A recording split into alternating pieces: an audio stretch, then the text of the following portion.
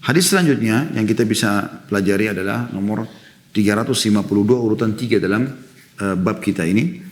Dengan sanad sahih dari Abu Hurairah radhiyallahu anhu, dia berkata, aku mendengar Rasulullah sallallahu alaihi wasallam bersabda, "Ara'aitum law anna nahran bi babi ahadikum yaghtasilu minhu kulla yawmin 5 marrat, hal yabqa min daranihi syai'?" Qalu la yabqa min daranihi syai'. Qala fakadzalika mathalus salawatil khamsi yamhu Allahu bihinnal khataya. Jadi tadi masalah rukun Islam, dua hadis itu yang kita ingin titik beratkan adalah ada perintah solat ya, karena kita sedang bahas masalah solat. Hadis ini dan seterusnya lebih detail membahas masalah solat. Kalau tadi masih bicara tentang rukun Islam secara umum. Hadis ini riwayatkan Bukhari, Muslim, Tirmidzi dan An-Nasai, dan terjemahnya adalah menurut kalian, kata Nabi SAW kepada para sahabatnya ridwanullahi alaihim, seandainya ada sungai di depan pintu rumah salah seorang dari kalian di mana dia mandi dalamnya setiap hari 5 kali, adakah kotoran yang masih tersisa? Maka mereka menjawab, tidak ada kotoran yang tersisa sedikit pun. Rasulullah SAW bersabda, begitulah perumpamaan sholat 5 waktu. Dengannya Allah menghapus kesalahan-kesalahan. Dengannya Allah menghapus kesalahan-kesalahan. Hadis selanjutnya juga ya, nomor 353 urutan 4 sahih ghairihi, adalah hadis yang mirip cuma diriwayatkan Ibnu Majah dan dari hadis Utsman bin Affan radhiyallahu anhu ajma'in. Jelas teman-teman sekalian, dua buah urutan hadis ini 354 dan 355, urutan 3 dan urutan 4 dalam pasal kita ini berbicara tentang keutamaan salat 5 waktu. Yang kita bisa ambil pelajaran pertama adalah bagaimana Nabi SAW menggunakan retorika menarik perhatian audiens dengan melempar pertanyaan dan memberikan perumpamaan. Dan ini juga sangat menarik dalam retorika mengajar ya. Jadi proses mengajar ini sangat bagus. Kalau Anda seorang pengajar, Anda guru, Anda bisa gunakan retorika ini. Yaitu Anda memberikan contoh dulu atau perumpamaan yang nanti akhirnya sangat relevan dan sangat kuat hubungannya dengan apa yang akan Anda pesankan. Seperti di sini Nabi SAW mengatakan, memberikan gambaran ya. Ara'aitum law anna nahran bi babi ahadikum yaktasilu minhu kulla yawmin 5 marrat hal yabqa min daranihi syai'? Tanda tanya. Artinya bagaimana kalau seseorang dari kalian di depan rumahnya ada sungai ya, yang mengalir. Dalam sebuah riwayat atau beberapa riwayat yang lain mengalir dengan deras. Airnya sangat kencang. Kemudian mandi di situ, dia mandi di situ sehari 5 kali. Kita tahu teman-teman sekalian, kita mandi paling 2 kali. Kita pun orang Indonesia ini subhanallah, kalau mandi sehari 2 kali itu sudah dianggap prestasi luar biasa gitu. Ya. Saya berapa kali berinteraksi sama teman-teman di Timur Tengah, ya. Saya berinteraksi sama teman-teman di Eropa, di Amerika, di banyak tempat-tempat, di Australia waktu itu saya pernah juga diundang. Mereka menganggap asing kalau ada orang mandi sehari sampai 2 kali. Ya, ini secara umum saya bicara ya. Jadi jarang sekali gitu. Mereka kebanyakan pakai parfum. Apalagi orang-orang non-muslim. Walaupun mereka selesai berbiologis atau baru bangun tidur. Kalau mereka telat untuk pergi kantor itu mereka langsung main pakai baju segala macam. Karena mereka tidak ada istilahnya dengan najis. Gak ada istilah sholat gitu kan. Mereka tidak tahu masalah itu. Ya, sebagaimana juga kita tahu, mohon maaf kalau mereka di WC mereka tidak gunakan air untuk cebok. Mereka menggunakan tisu segala macam. Jadi mereka punya peraturan sendiri lah. Tapi jelas mandi ini unik.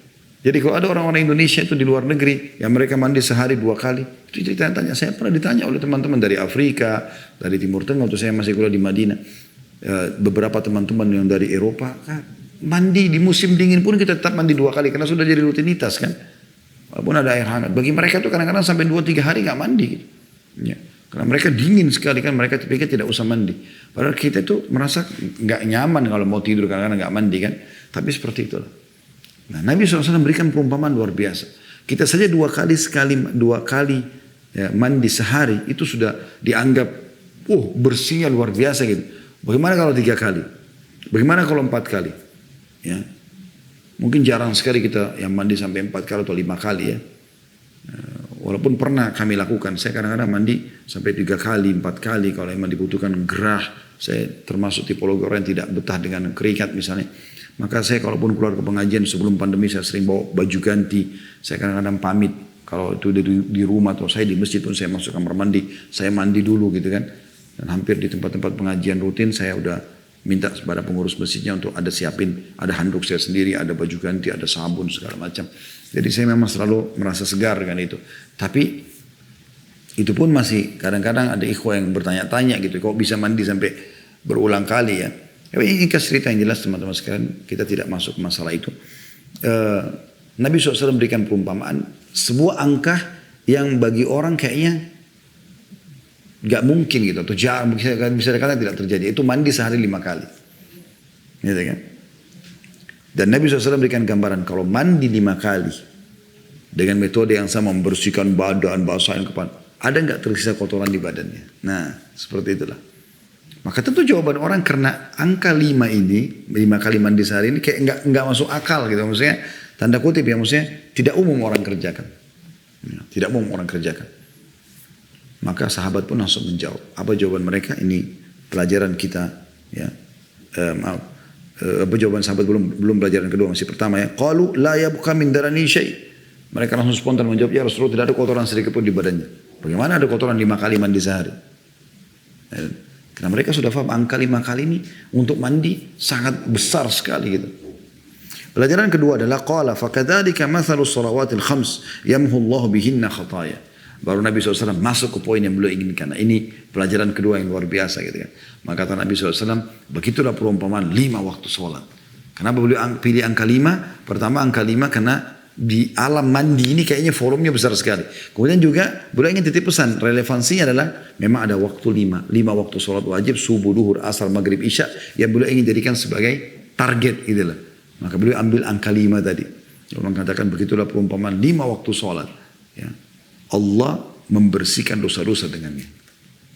Ya, dalam sebuah riwayat yang lain dikatakan tidak tersisa sedikit pun dari kotoran, tidak dari dosanya, karena 5 waktu sholat itu membersihkan luar biasa gitu. Ya.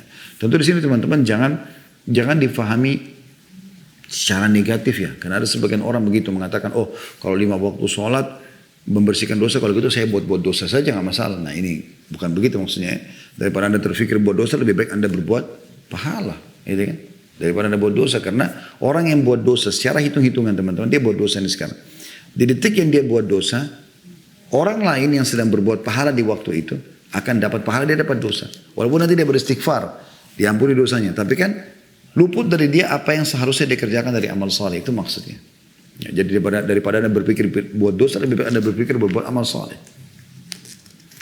Hadis selanjutnya, nomor 354 urutan 5 dalam pasal kita ini dengan sanad sahih dari Abu Hurairah radhiyallahu anhu, juga beliau menyampaikan, karena tadi sebelumnya juga hadis diriwayatkan oleh Abu Hurairah ya, bahwasanya Rasulullah SAW bersabda, as-salawatul khams wal jum'atu ila jum'ati kafaratun lima bainahunna ma lam tughshal kabair. Salat 5 waktu Jumat ke Jumat berikutnya, seperti kita hari Jumat sekarang sampai ke Jumat yang akan datang ya, adalah pelebur dosa yang ada di antaranya selama dosa-dosa besar tidak dilakukan. Nah, yang kita ingin ambil pelajaran di sini adalah 2 poin penting. Yang pertama, Nabi SAW memastikan bahwasanya antara subuh ke duhur, duhur ke asar, maghrib, asar ke maghrib, maghrib ke isya, isya ke subuh lagi, itu diantaranya kalau kita sholat lagi, misalnya subuh ke duhur, ada dosa-dosa yang kita lakukan kecil, dibersihkan pada saat waktu sholat duhur. Asal kita sholat ya. Karena tadi kita sudah hubungkan sholat itu, di hadis sebelumnya sholatnya itu yang membersihkan dosanya. Dari duhur ke asar ada dosa kita lakukan, tidak sengaja lihat haram, apalah segala macam, dibersihkan lagi di asar. Begitu terus sampai isya. Jadi duhur ke asar, asar ke maghrib, maghrib ke isya, isya ke subuh lagi, terus begitu berputar. Begitu juga antara Jumat dengan Jumat, 1 pekan juga ada 1 paket langsung. Dari Jumat yang lalu sampai Jumat sekarang, membersihkan dosa di antara kedua. Ya. Dan ini luar biasa karunia dari Allah Subhanahu wa Ta'ala. Luar biasa gitu. Ya. Saya tidak tahu tadi apakah Anda sempat mengikuti live khutbah Jumat. Tadi saya sempat bahasakan atau membahas judul khutbahnya itu hadiah emas dari Allah. Jadi bukan emas yang saya maksudkan secara fisik, tapi adalah istighfar dan taubat. Itu adalah hadiah emas dari Allah Subhanahu wa Ta'ala. Karena dengan istighfar dan taubat semua dimaafkan kesalahan kita. Itu luar biasa gitu. Bisa dibersihkan dosa-dosa kita. Pembersihan dosa ini menandakan tidak akan dihukum oleh Allah SWT dan akan diberikan ya, rezeki, karena akan mengalirlah fasilitas semua. Seperti Anda kerja di kantor, Anda sudah minta maaf, Anda buat ikrar tidak akan mengulangi, lalu fasilitas kantor kembali kepada Anda, gitu kan, seperti itu. Nah itu manfaatnya besar. Nah Jumat ke Jumat ini juga pembersihan dosa di antaranya. Sebagaimana juga sholat 5 waktu di antaranya. Ini pelajaran pertama. Pelajaran kedua, kalau Anda bertanya, Ustadz yang dibersihkan dosa besar atau dosa kecil? Maka hadis ini sudah menjawab. Karena kata Nabi SAW, ya kafaratun lima bainahunna malam tukshal kabair. Semua sholat-sholat tadi itu pembersihan dosa diantaranya selama dosa-dosa besar tidak dilakukan. Ya. Kalau ada dosa-dosa besar maka tidak bisa syarat untuk mendapatkan pengampun dosa tidak ada. Tidak bisa. Gitu. Oleh karena itu yang dimaksud adalah hanya dosa-dosa kecil saja. Dosa-dosa kecil saja. Di situ ada kalau teman-teman lihat footnote nomor 329 yang di bawah, 379 di halaman 348 yang bagi buku. Makna malam tuksha selama ia tidak lakukan, Imam Nawawi dalam syarah Sahih Muslim berkata artinya bahwa semua dosa diampuni kecuali dosa-dosa besar. Karena ia tidak diampuni, bukan maksudnya adalah bahwa dosa-dosa diampuni selama ia belum menjadi dosa besar. Jika sebagian dari dosa-dosa kecil itu tidak diampuni, maka hal ini walaupun ini memungkinkan akan bisa, tetapi konteks hadis menolaknya. Qadhi Iyad berkata ampunan dosa selama dosa besar tidak dilakukan. Yang disebutkan dalam hadis ini adalah mazhab ahli sunnah. Dan bahwa dosa-dosa besar hanya didebur oleh taubat dan oleh rahmat Allah. Wallahu a'lam. Jadi kalau misalnya ada yang mengatakan saya berzina, saya makan riba, saya mencuri dan seterusnya. Maka ini butuh taubat nasuha. Ya tidak cukup dengan diampuni dengan sholat tadi. Yang dosa-dosa kecil saja diampuni dengan itu. Itu harus Anda tobat nasuh, dan Imam Nawawi menyebutkan ada syaratnya 3. Meninggalkan dosa-dosa seketika, lagi zina, lagi riba, segala macam berhenti. Yang kedua, menyesali, dan yang ketiga berjanji sama Allah tidak akan mengulanginya. Ya. Kemudian hadis nomor 355, tepatnya hadis urutan 6 dalam pasal kita ini ya. Di sini cukup banyak hadis yang membahas tentang keutamaan sholat ini. Dengan sahih di ghairihi, ya, maksudnya sahih dikuatkan dengan hadis-hadis yang lain. Dari Abu Sa'id al-Khudri radhiyallahu anhu bahwa dia mendengar Nabi SAW bersabda, "As-salawatul khamsu kafaratun lima bainahuma." Thumma qala Rasulullah SAW, "Ara'aita law anna rajulan kana ya'tamil wa kana baina manzilihi wa baina mu'tamilihi khamsatu anhar. فإذا أتى معتمله عمل فيه ما شاء الله فأصابه الوسخ أو العرق فكلما مر بنهر اغتسل ما كان ذلك يبكي من درنه فكذلك الصلاة كلما عمل خطيئة فدعا واستغفر غفر له ما كان قبلها." Terjemahannya teman-teman sekalian hadis ini yaitu solat 5 waktu kata Nabi SAW adalah pelebur dosa-dosa yang ada di antaranya. Solat satu sama solat berikutnya. Subuh ke duhur, duhur ke asar, asar ke maghrib, maghrib ke isya, isya ke subuh lagi. Kemudian Rasulullah SAW bersabda, bagaimana menurut kalian jika ada orang yang bekerja dan antara rumahnya dan dengan tempat kerjanya ada 5 sungai. Tadi hadis sebelumnya 1 sungai ya. Mengalir deras, tapi ini 5 sungai. Apabila dia mendatangi tempat kerjanya, dia bekerja keras sesuai dengan kehendak Allah, lalu badannya terkena kotoran atau keringat. Lalu setiap kali dia melewati sungai, dia mandi. Ada 5 sungai itu. Apakah hal itu masih menyisakan kotoran di tubuhnya? Tanda tanya. Kemudian beliau mengatakan, jawab sendiri, begitulah sholat. Setiap kali dia melakukan kesalahan lalu dia berdoa dan memohon ampunan, maka kesalahan yang telah dilakukannya diampuni. Diriwayatkan oleh Al-Bazzar, Tabarani dalam kitab Al-Awsat dan Mu'jamul Kabir dengan sanad yang tidak mengapa dan saksi-saksi atau syahid-syahidnya banyak. Hadis ini teman-teman sekalian ya, lebih global, lebih luas lagi ya, memberikan perumpamaan dari atau perumpamaan diberikan oleh Nabi SAW. Kalau tadi hadis sebelumnya cuma disebutkan 1 sungai yang mengalir dengan deras. Di sini Nabi SAW memberikan gambaran yang lebih besar lagi dan lebih mudah difahami. Gitu kan? Walaupun sebelumnya sudah difahami. Nabi SAW memberikan perumpamaan bagaimana kalau seseorang di antara kalian punya rumah dan tempat kerja. Antara rumah dengan tempat kerjanya ada 5 sungai. Pada saat dia pergi kerja, ya, kemudian dia keringatan di sini, dia kena kotoran badannya segala macam. Pada waktu dia mau pulang ke rumahnya, dia mandi dulu di sungai pertama. Dia keluar lagi, dia mandi sungai kedua. Dia keluar lagi, dia mandi sungai ketiga. Dia keluar lagi, dia mandi sungai keempat. Dia keluar lagi, kemudian dia mandi sungai kelima. Baru dia pulang ke rumahnya. Kata Nabi SAW, kalau ini dilakukan, masa ada kotoran nggak di badannya? Nabi tidak butuh jawaban, karena kita sudah tahu semua jawabannya. Artinya pasti sudah tidak mungkin. Bayangkan kalau kita mandi, tidak usah sungai yang kencang airnya, kamar mandi biasa pakai shower aja sudah bersih. Apalagi kalau dia ya mampir di sungai tersebut. Dan perhatikan jelinya Nabi SAW sini dalam menjelaskan teman-teman sekalian. Beliau memberikan perumpamaan memang kerja. Ya, karena dosa itu kebanyakan pada saat kita keluar rumah, interaksi di luar rumah. Di rumah juga ada dosa. Tapi umumnya orang di luar rumah itu kan bekerja, interaksi sama lawan jenis, lihat yang haram, ada orang tidak tutup aurat, apalah dengar musik. Oh, banyak sekali yang bisa terjadi gitu kan. Nah ternyata itu karena tidak bisa luput dari orang-orang yang antara kita gitu kan. Maka Nabi SAW berikan perumpamaan. Dia kerja, dia keringatan, dia kotor badannya. Dan di sini artinya dia kerja ada dosa-dosanya. Ya kan? Kemudian dia bersihkan 5 sungai, dia mandi. Tidak ada lagi najis di kotoran, tidak ada kotoran di badannya. Begitu juga dengan sholat 5 waktu. Kata Nabi SAW. Jadi dosa-dosanya dibersihkan semua di 5 waktu itu. Sehingga dia tiba di malam hari tidak ada lagi dosa. Tapi ingat teman-teman sekalian, selama dosa besar tidak dikerjakan. Oleh karena itu, ya, kalau dosa-dosa besar dikerjakan harus diikuti dengan taubat nasuha.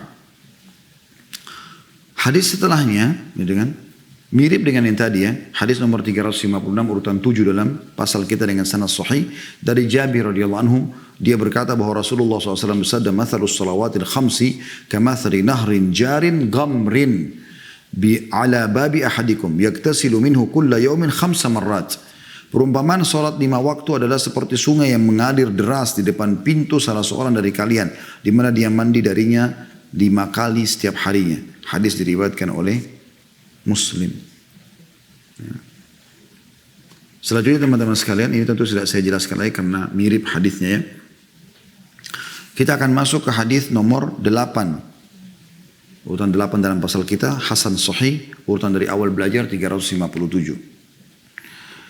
Dari Abdullah bin Mas'ud radhiyallahu anhu dia berkata bahwasanya Rasulullah SAW bersabda, tahtarikun fa idza shallaitumus subha gasalatha thumma tahtarikun fa idza sallaytumudh dhuhra gasalatha thumma tahtarikun fa idza sallaytumul asra gasalatha thumma tahtarikun fa idza sallaytumul maghriba gasalatha thumma tahtarikun fa idza sallaytumul isya gasalatha thumma tanamuna fala yuktabu alaikum hatta tastayqidhu.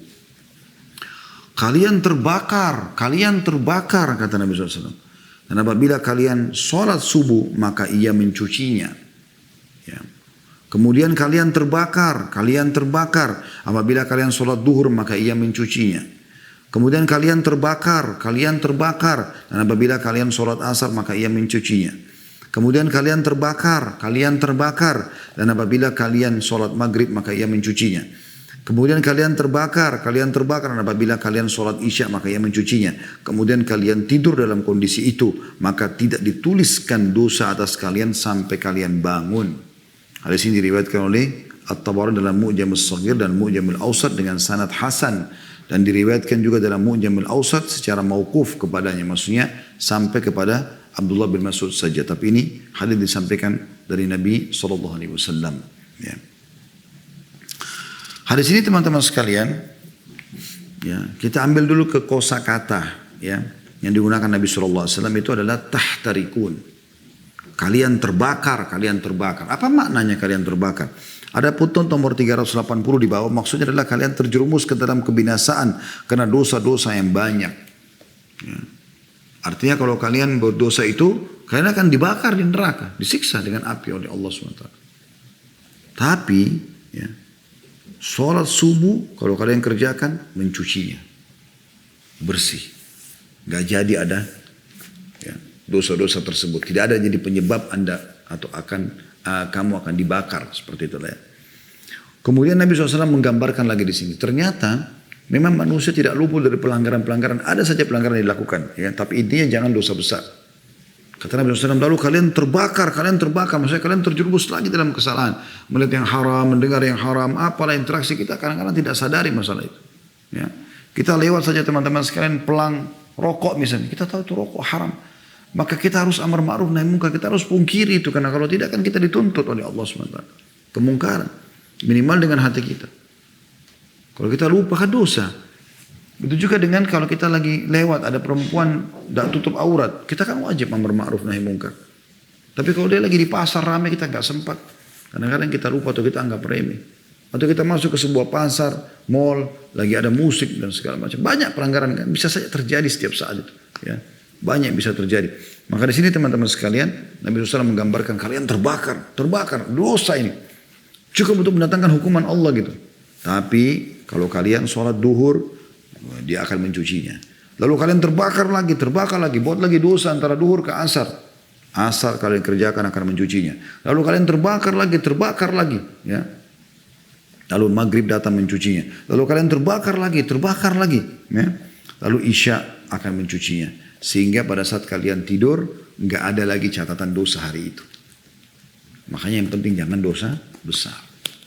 Tinggalkan dosa besar. Kalau Anda menanyakan, apa sih dosa besar Ustaz? Banyak. Sudah kita bahas itu. Ada kajian di YouTube khusus, Anda masuk di playlist kita insya Allah, itu ada kajian dosa-dosa besar. Anda hindari saja dosa-dosa besar itu insya Allah biidznillah. Ya, tidak ada masalah kita dalam seharian itu insya Allah biidznillah.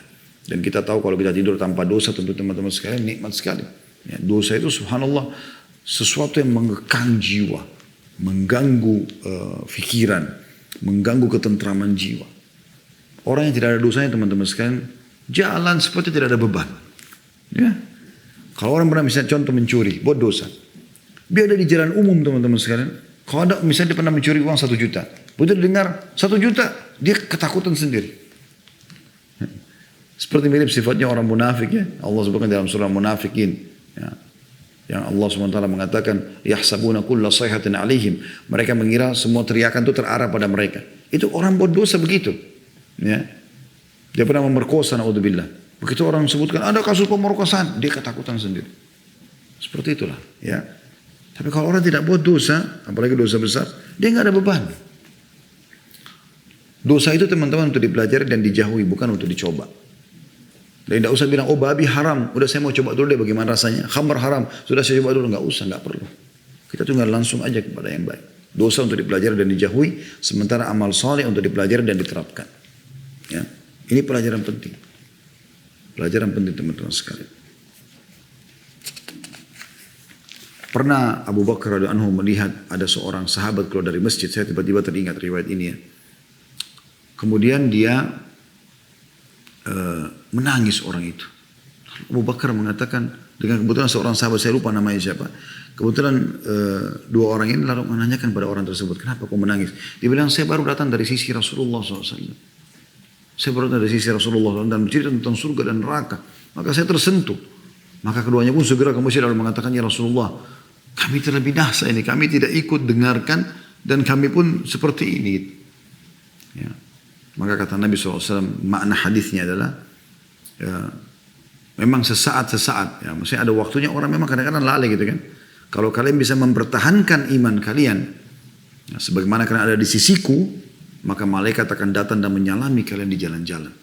Artinya kita lebih prioritaskan supaya jangan terjumus dalam dosa. Usahakan dalam seharian tidak terjumus dalam dosa. Itu jauh lebih baik daripada kita memahami sisi dengan cara yang berbeda, cara yang keliru ya. Misalnya kita mengatakan, oh toh sholat juga bersihin dosa, sudah saya nggak usah buat dosa. Enggak, jangan. Atau saya buat dosa saya nanti akan diampuni. Bukan begitu maksudnya. Kita berusaha menurunkan pandangan kita, menjaga pendengaran kita, menjaga tangan kita, menjaga kemaluan, menjaga kaki.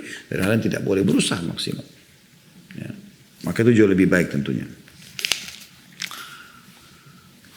Kemudian kita akan tutup dengan hadis ini yang ke-9, 358, urutan dari awal. Urutan 9 dalam pasal kita Hasan di ghairi dari Anas bin Malik radhiyallahu anhu dia berkata Rasulullah SAW bersabda inna lillahi malakan yunadi 'inda kulli shalah ya bani Adam qumu ila niranikum allati awqattumuha fa'adfi'uha.